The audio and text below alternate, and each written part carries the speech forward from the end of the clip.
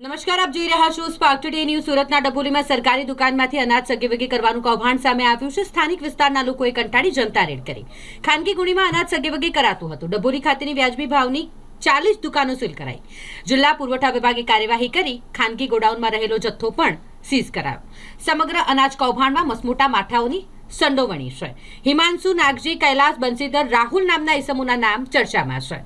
તમામની કોલ રેકોર્ડિંગની તપાસ થાય તો અનાજ ચોરીના કૌભાંડનો મોટો પર્દાફાશ થાય તેવી શક્યતા છે। અગાઉ સચિનમાંથી અનાજ ચોરીનો કૌભાંડ ઝડપાયું હતું, જે કૌભાંડની જેમ જ ડભોલી ખાતે પણ કૌભાંડ ચાલતું હતું। મારું નામ ભાવેશ ધામેલિયા છે।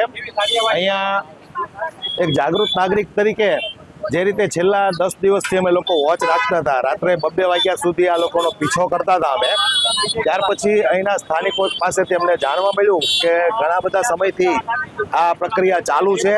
પ્રાઇવેટ અનાજના કટ્ટામાં આ લોકો અનાજ ભરી અને એક 500 મીટર દૂર આવેલા પ્લોટની અંદર એક આઈસરની અંદર આ લોકો માલ લોડ કરતા હતા। સરકારી અનાજના કટ્ટામાંથી આ લોકો પ્રાઇવેટમાં લોડ કરીને છેલ્લા લગભગ ઘણા બધા દિવસથી આ લોકો આ કામને અંજામ આપતા હતા અને બપોરે 3 વાગ્યાની આસપાસ અમે લોકોએ આને રંગે હાથો ઝડપી પાડ્યા। હવે કહેવાનો અમારો મતલબ એ છે કે અધિકારીઓએ અને પોલીસને સાથે રાખીને અમે ઓપરેશન પાર પાડ્યું છે, તો હજુ સુધી આ લોકો ઉપર યોગ્ય કાર્યવાહી થઈ નથી। આ લોકોને કોણ છાવરીનું છે એ અમે સરકારને પૂછીએ છીએ, અહીંના મામલતદારને પૂછીએ છીએ, શા માટે આ લોકોને છાવરી આપવામાં આવે છે। અને જ્યારે આ ઘટના બની એના 24 કલાક પછી અહીંયા દુકાન પર સીલ મારવામાં આવે છે અને રાત્રે 9 વાગ્યા આસપાસ સીલ મારવાની જ્યારે તૈયારી હતી તો એની પહેલાં દુકાન ખોલી અને અધિકારીની મોજૂદગીમાં અહીંના જે લોકો છે, દુકાન જે ચલાવે છે, એ લોકો પોતાનું લેપટોપ લઈ અને ગાડી પર રવાના થઈ ગયા। એ અધિકારીની મોજૂદગીમાં થઈ ગયા। અમે અધિકારીઓને કીધું કે આ લેપટોપ લઈને જાય છે તો એની અંદર પણ કોઈ ડેટા હોઈ શકે, તો અધિકારીઓ સ્પષ્ટ અમને એવું કીધું કે એ કોઈ કામનું નથી, આપણે આપણી રીતે કામ કરીએ। તો કોઈને કોઈ રીતે આ લોકોને છાવરવાની કોશિશ થતી હોય એવું અહીંયા સ્પષ્ટ દેખાય છે।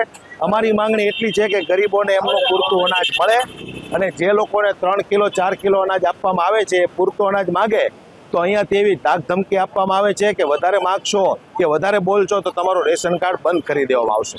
એટલે આ જે કોઈ માફિયાઓ છે, અનાજ માફિયાઓ, એમને પણ જેલના સળિયાની પાછળ ધકેલવામાં આવે, એમની પર યોગ્ય કાર્યવાહી કરવામાં આવે, અમારી એવી માંગણી છે।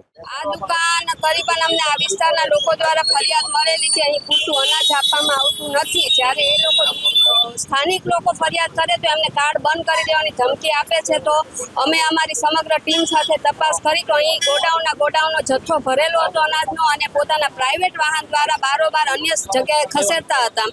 એ અમે નજરે જોયું અને પુરવઠા અધિકારીને જ્યારે બોલાવ્યા ત્યારે પુરવઠા અધિકારીએ તપાસ કરી અને આ જથ્થાને સીલ મારેલું દુકાનને, પણ આ સીલ લાગ્યા પછી ઘણા દિવસ થઈ ગયા છે, આજે પૂરતી કાર્યવાહી ઝડપથી થઈ રહી નથી। એટલે ક્યાંક ને ક્યાંક આવા દુકાનદારોને સંતાડવાના કે એમને છાવરવાની કોશિશ થઈ રહી છે। તો પુરવઠા અધિકારીઓને એક જ વિનંતી છે કે આના પર ઝડપી કાર્યવાહી કરે, આ સીલ મારેલા ગોડાઉનના અનાજનો ઉપયોગ થાય, લોકો સુધી પહોંચાડવાનું છે ત્યાં પહોંચે એવી વિનંતી કરીએ છીએ અધિકારીઓને। મારું નામ પંકજ આંબલિયા છે। ગત 12 ફેબ્રુઆરીના રોજ અહીંયાના સ્થાનિક લોકો દ્વારા અમારા પર એક કોલ આવે છે અને અમને જાણ થઈ કે સંસ્કૃત એપાર્ટમેન્ટની નીચે જે રાશનની દુકાન છે ત્યાં કંઈક ને કંઈક સરકારી અનાજ સગેવગે થઈ રહ્યું છે। એટલે અમે તાત્કાલિક ધોરણે અમારી ટીમ સાથે અમે અહીંયા પહોંચેલા। જ્યારે અમે અહીંયા પહોંચ્યા ત્યારે સરકારી અનાજની ગાડી અહીંયા ઊભી હતી અને જેમાંથી તમામ સરકારી અનાજ નીચે ઉતરી અને પ્રાઇવેટ કટ્ટાઓની અંદર ઠલવવામાં ટ્રાન્સફર કરવામાં આવતું હતું અને એ પ્રાઇવેટ કટ્ટાઓ છોટા હાથી જેવી ગાડીની અંદર ભરી અહીંયાથી થોડે દૂર 500 મીટર દૂર એક પોપડાની અંદર પ્રાઇવેટ આઈસર ગાડી પડેલી હતી, એ આઈસર ગાડી અંદર લોડ થતું હતું। અમારી ધ્યાને આ ઘટના આવતા જ અમે સ્થાનિક મામલતદાર અને સ્થાનિક પોલીસને જાણ કરી એમને સાથે રાખી આ સમગ્ર ઘટનાનો પર્દાફાશ કરવામાં આવ્યો।